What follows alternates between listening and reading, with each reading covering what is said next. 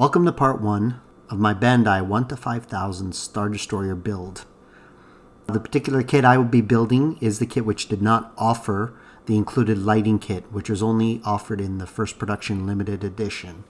I will therefore be supplying my own lighting, which is fine considering that I was never a fan of the Bandai lighting kits. And in this kit in particular, because of the way they're incorporating it into the model build, it's going to make it cumbersome because you have to open the model up just to get to the lighting switch, which is kind of weird. You know, there's probably a million different ways you could come up with, and I'll be choosing one at some point in this build. Anyway, first thing I decided to do is go through the instruction book to familiarize myself with the assembly and the light diffusion kit, which is included with this model. And because of the way they incorporate the light diffusion, you have to build it into different sub-assemblies of the model. So I decided I'd be doing some painting on the sprues, which you'll be seeing later on in the build. So without any further ado, let's begin with sub-assemblies.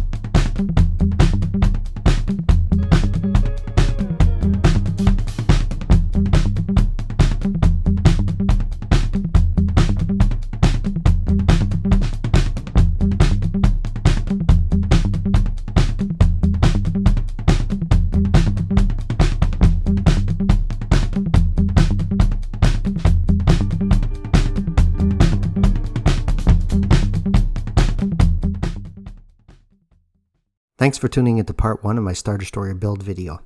In part 2, I'll be covering primering more of the sub-assemblies, painting, and I'll be addressing the lighting.